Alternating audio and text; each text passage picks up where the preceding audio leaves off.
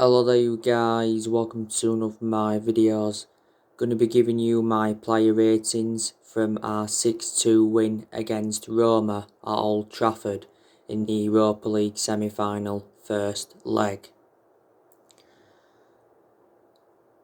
So David De Gea, I'm going to give him a 6 out of 10. Didn't really have much to do in the game apart from take the ball out of his net on 2 occasions. De Gea conceded his 21st straight penalty. I had a feeling we was going to start David De Gea.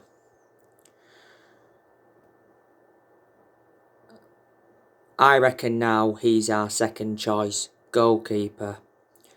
Will Manchester United sell David De Gea in the summer transfer window? Well, some Man United fans reckon it would be a mistake to let De Gea go. I don't think it would be though, because I reckon now he's had his years at Manchester United. He's enjoyed 10 years at the club, so he has been a long servant. And I reckon he's had around 8 good years out of the 10 years he's been with us, because in the last couple of years he has been a liability, reflecting on the calamitous mistakes he's made. But he has won everything domestically at the football club, and he's made over 500 appearances for Man United in all competitions. De Gea has like 2 years left on his current contract, and he's on £375,000 a week, which is a substantial amount. Now, earlier on this season, it did mention that David De Gea made his transfer decision, said he's preparing to leave Manchester United, and we're set to pay off his huge contract. Said we'd set the price for De Gea, it's £50 million, and there's a few clubs that are interested in him. I did mention there's a very good chance that De Gea will go back to Spain. Main explanations is because he was born in Spain, his relatives are from Spain, his girlfriend's from Spain. He began his footballing career in Spain, and back in 2015 he was close to joining Real Madrid, but due to a fax machine on deadline day, his move didn't materialise. So yeah, 6 out of 10 for De Gea. And Juan Basaka, I'm going to give him a 7 out of 10. Like I mentioned on the match reaction, he got forward well. Didn't really do out defensively though. His positioning was poor for Roma's goal. And Juan Basaka played a part in Edison Cavani's second goal, because he initially had the shot. This has been Juan Basaka's second full season at Manchester United. We got him in a deal worth £50 million from Crystal Palace in the summer of 2019. I can assure that Juan Basaka's got a long-term future at the club. He was very, very good in the second half, was Juan Basaka, yesterday night. 7 out of 10 for him. Victor Lindelof, I'm going to give him a 7 out of 10. He did look isolated at times, but I thought he dealt with Edin Dzeko well. Kept him reasonably quiet. Victor Lindelof, you can say, is partly to blame for Roma's second goal as well. He's done well in recent weeks, but I still have my strong reservations about him. You know, Lindelof has been at the club now quite a few years. We got him in a deal worth 31 million from Benfica back in 2017. Harry Maguire, I'm going to give him a 6 out of 10. Weren't too good in the first half, but I thought he improved in the second half. You know, looked more solid at the back and looked well composed.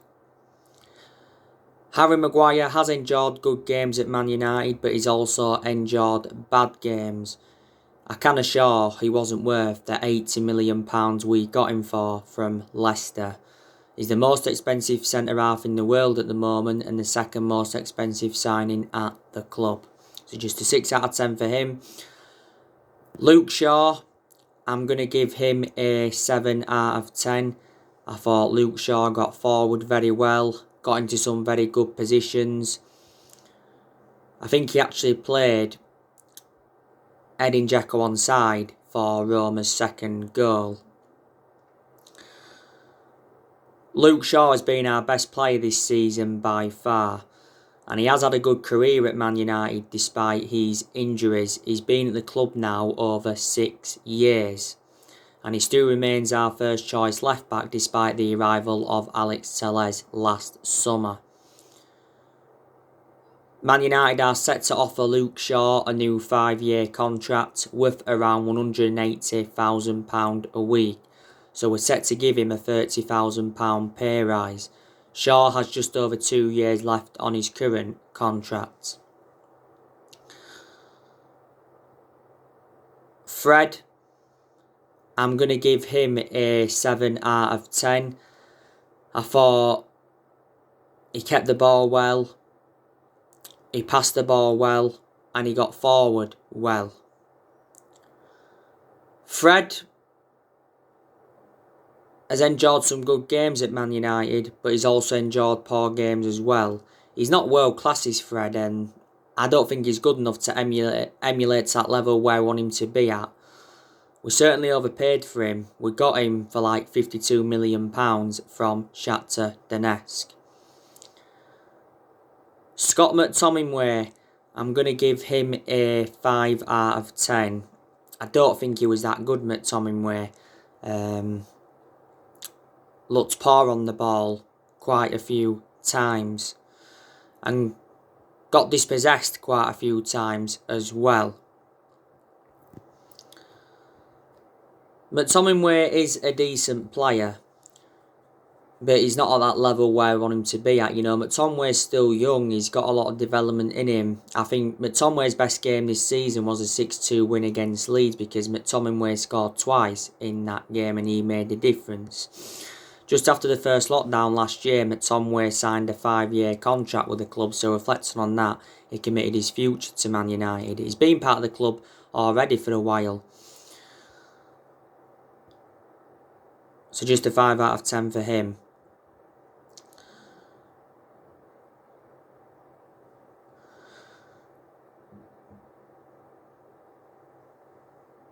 Bruno Fernandez, I'm going to give him a 9 out of 10. Bruno Fernandez scored 2 goals in the game. He also got 2 assists. Bruno Fernandez's first goal was very, very good. It was a good composed finish. I think he dinked it over the goalkeeper, but it was a good pass from Edison Cavani. Paul Pogba also played a part in Bruno Fernandez's first goal. Obviously, Bruno Fernandez's second goal was from the penalty spot.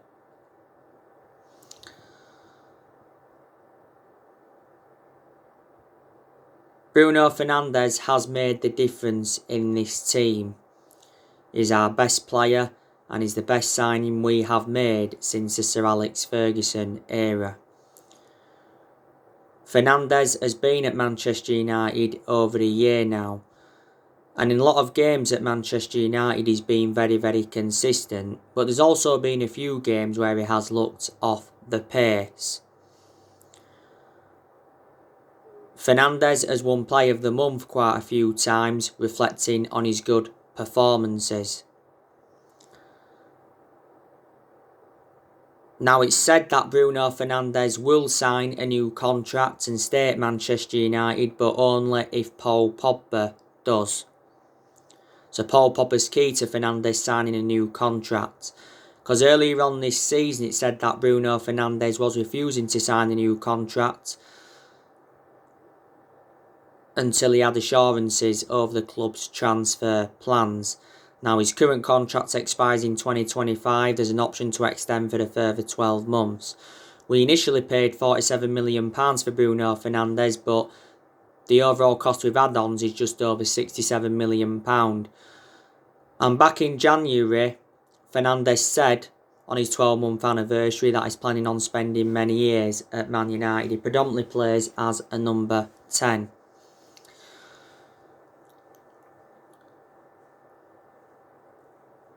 Paul Pogba, I'm going to give him a 8 out of 10. Paul Pogba had a good chance in the first half, produced a good save from the Roma goalkeeper, and he scored our 5th goal. Very good goal it was from Paul Pogba, and it was a lovely cross by Bruno Fernandez. Paul Pogba obviously started on that left-hand side.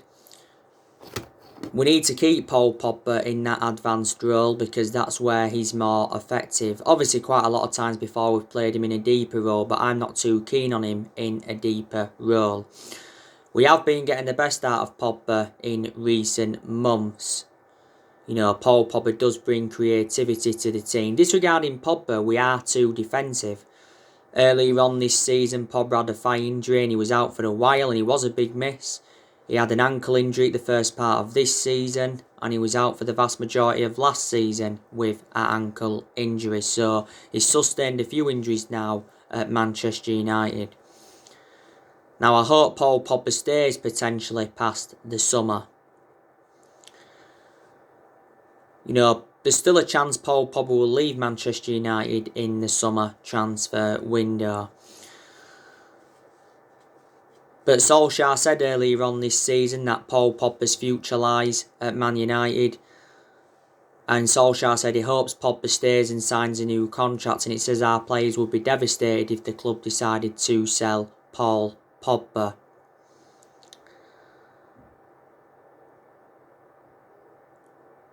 Now, the other week, he said that Pogba is demanding £500,000 a week to sign a new contract at Manchester United. If we found a way to meet them demands, that'd take his overall earnings close to £800,000 a week. Pogba's current contract expires next year because earlier on this season we triggered that 1-year extension on his contract, so he's under contract with Man United until June 2022.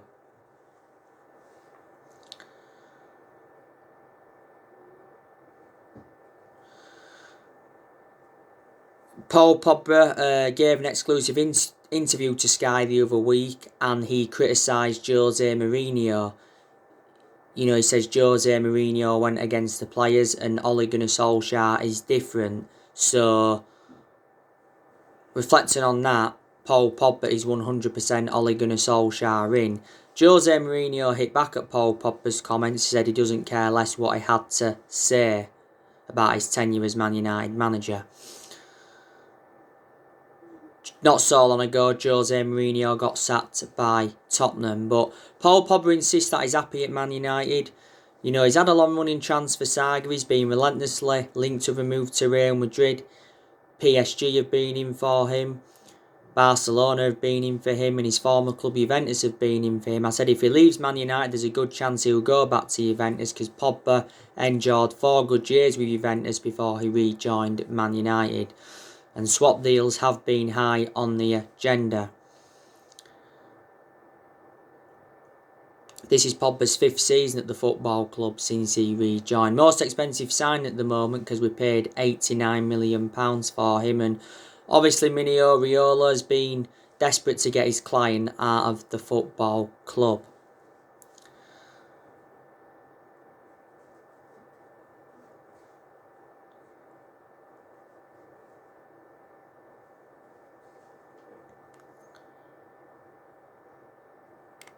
Marcus Rashford, I'm going to give him a 5 out of 10. Rashford was very, very quiet. He started on that right-hand side.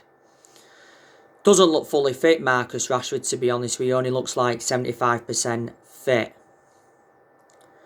Paul Scholes reckons Ole Gunnar Solskjaer made a mistake by starting Marcus Rashford ahead of Mason Greenwood on that right-hand side. I don't like Rashford on the right-hand side. I prefer him on the left-hand side because that's where he's more effective. You know, Marcus Rashford's become injury prone at Man United because he has sustained a few injuries. Not so long ago had a problem with his foot. So just a 5 out of 10 for Marcus Rashford. Edison Cavani, I'm going to give him a 10 out of 10. Edison Cavani got 2 goals. Scored our second and third goal. And Edison Cavani also won the penalty because Smalling had brought him down, and Cavani got 2 assists.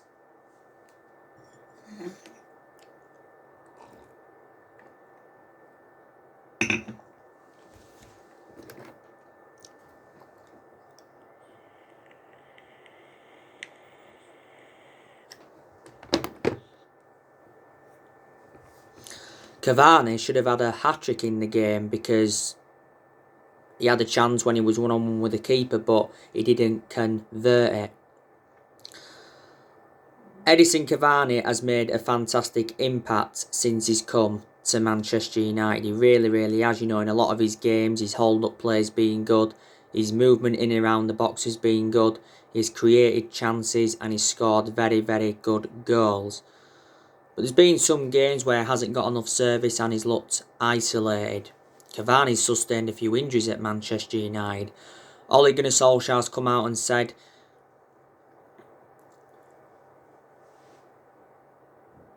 he's doing all he can to convince Edison Cavani to stay. I presume all Man United fans want Cavani to stay for next season, and so too does Ole Gunnar Solskjaer.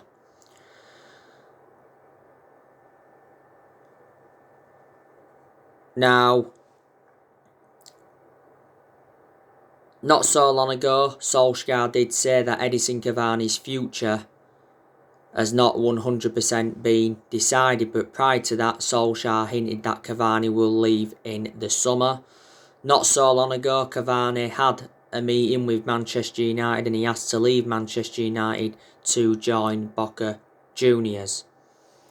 So he basically put a transfer request in. Footballer Insider said earlier on this season that Cavani is willing to take a pay cut to join Boca Juniors. It said he's got a verbal agreement with them and Boca Juniors are willing to offer him a 3-year contract. Marcus Rojo, not so long ago, held talks with Cavani over a move to Boca Juniors. Said earlier on this season that would held showdown talks with Cavani over his future at the club. He said then we'd been handed a boost in our attempts to keep Cavani because the Uruguay manager advised Cavani to stay in Europe. Solskjaer said earlier on this season that Cavani was closer to Boca Juniors than staying at Manchester United, and prior to that, Edison Cavani's father came out and said that Edison Cavani is unhappy, doesn't feel comfortable in England and he wants to leave. But you know, Cavani's got a good pedigree behind him as a player. You know, because he won trophies at PSG before he came was, and he was a long-serving player at PSG. But we did get him on a free transfer last summer. Now, we brought substitutions on in the game, as you all know. We brought Nemanja Matic on. Going to give him a 7 out of 10 because I thought he made an impact when he came on. Brought Mason Greenwood on. Going to give him a 7 out of 10. You know, he scored our 6th goal. I think we actually should have started Mason Greenwood. And we brought Juan Mata on, and I'm going to give him a 6 out of 10. So that is your player ratings from our 6-2 win against Roma.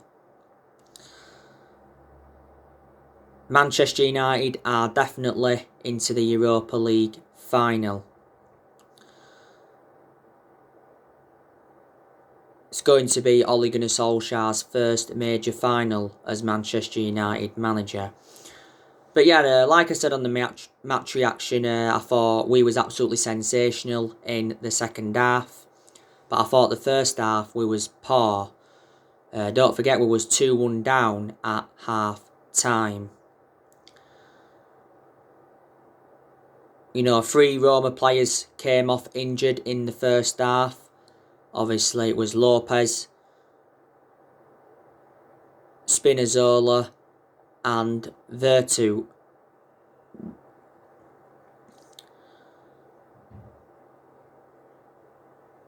Obviously, Roma's goals obviously came from Lorenzo Pellegrini. He scored from the penalty spot. Roma got the penalty from a handball by Paul Pogba.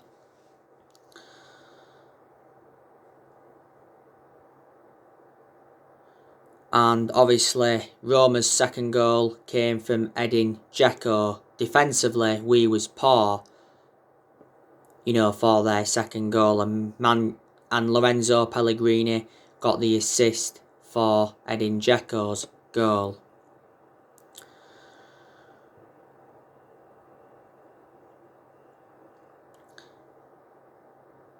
It was the first meeting between Manchester United and Roma in 13 years. Don't forget, we did beat Roma 7-1 in the Champions League quarter-final back in the 2006-7 season.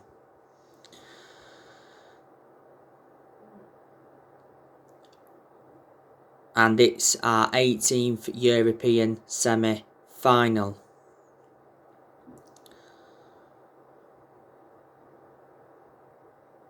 I was expecting Manchester United to beat Roma, but I didn't expect us to beat them 6-2, especially no one was 2-1 down at half time.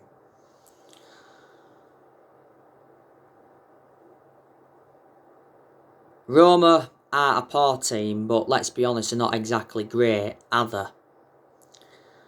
They're currently sitting 7th in Serie A. Roma are now winless in their last 5 games in all competitions, so they have been in a bad vein of form. Their current manager is Bruno Fernandez. He's been Roma manager since 2019. Before he was at Roma, he managed Shakhtar Donetsk, didn't he? He managed Porto, and I think he also managed Braga, and he managed another club as well. But I can't pronounce that team's name. So yeah, second leg against Roma is next week. We've got a big game on Sunday against Liverpool in the Premier League. The preview for that game will be coming up on my next video. I think now Manchester United will win the Europa League. Solskjaer knows how imperative it is to get his first trophy on the board as Man United manager. We haven't won a trophy since 2017. Solskjaer did say last month that winning trophies can be an ego thing. But last season we got to the Europa League semi-finals, we lost 2-1 to Sevilla. And we won the Europa League back in 2017 under the Jose Mourinho era. We beat Ajax in the final 2-0. Even if we failed to win the Europa League, Solskjaer will not be sacked as Manchester United manager. That got made clear earlier on this season.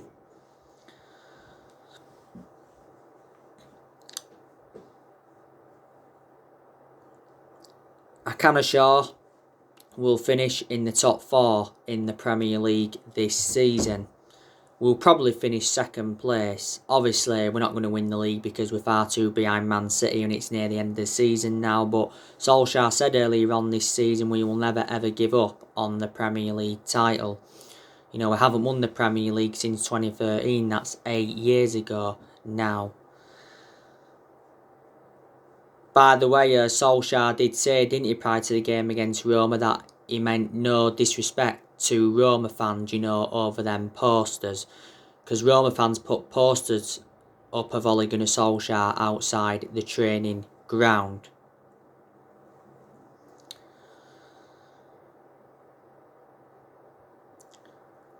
Obviously, at half time yesterday night, there was a lot of Ollie outs trending.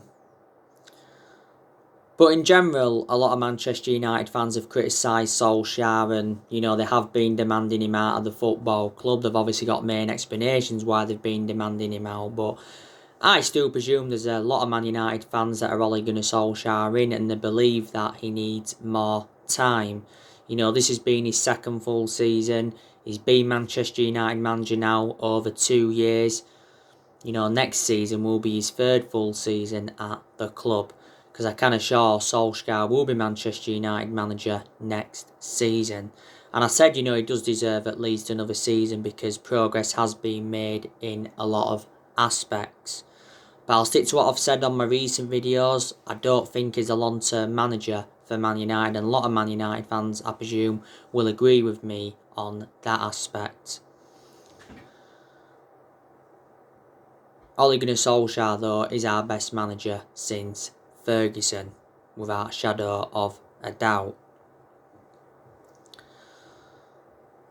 Like I've said to you, I do have my concerns about Ole. But I've also got a lot of positives regarding Ole Gunnar Solskjaer as well as Manchester United manager. Obviously now he's got us to the Europa League final. It's his first major final as Manchester United manager, got us to the FA Cup quarter-final this season, got us to the EFL Cup semi-final. Got a very good away record in the Premier League. We are unbeaten in our last 24 Premier League away games. So we haven't lost away from home in the Premier League for over a year. We've been far better away from home than we have been at home. We've enjoyed very good periods under Ollie where we have seen consistency and where he has got best out of the team in some of them good periods. We're enjoying a good period at the moment because we are unbeaten in our last 6 games in all competitions. Ollie did well last season, his first full season at the club, guided us to 3 semi-finals, got us qualification for the Champions League and got us a 3rd place finish. He has made good signings as Manchester United manager. He's spent almost £300 million and so far he's enjoyed 4 transfer windows as permanent Man United manager. Got rid of a lot of players as well since he's come in. I like the way he's promoted the youth.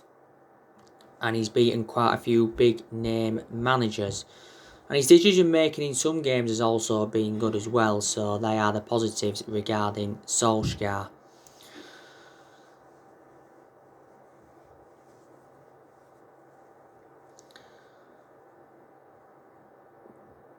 We appointed Solskjaer in December 2018 to replace Mourinho. He's been permanent Man United manager since March 2019. We give Solskjaer the job permanently 2 years ago, reflecting how well he did as the interim manager, in that 3-month period. Solskjaer knew though when he'd taken over at Man United it was going to be a massive job, despite him knowing the club through thick and thin. When Solskjaer got appointed in as Man United manager, he assured everybody would get their chances to express themselves, including the young players, and more or less, everybody has been given their chances.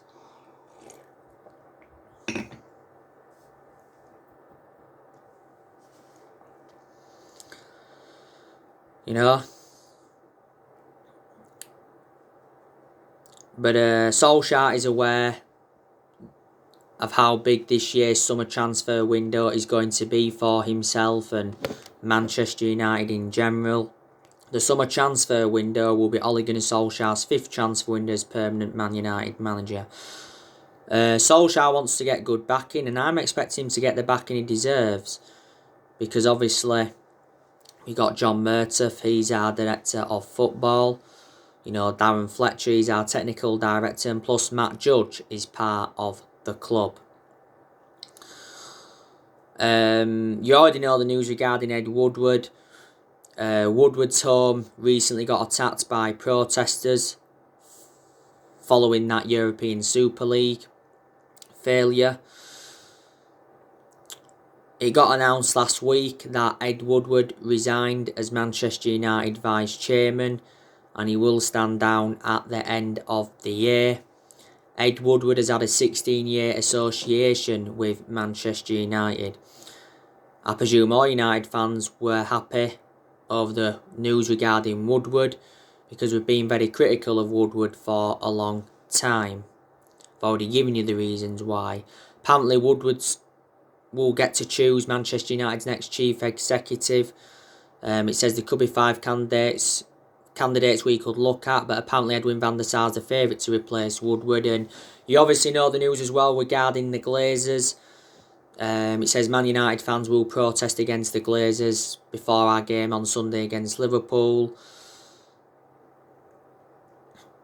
Not so long ago, our fans protested against the Glazers at Carrington and the blocked entrances into the Carrington training ground, to protest against the Glazers. The Glazers want £4 billion to sell the club. The Red Knights have told the Glazers to sell Man United. Solskjaer insists that the Glazer family will not sell Man United, and before that he told protesters that Joe Glazer loves the club. The Glazers not so long ago apologised over the European Super League plans. And you already know the news regarding the transfers. So anyway guys, that's everything to update with today. Drop your comments, likes below on the channel if you do consider subscribe as always, and take care. God bless. See you all again very, very soon.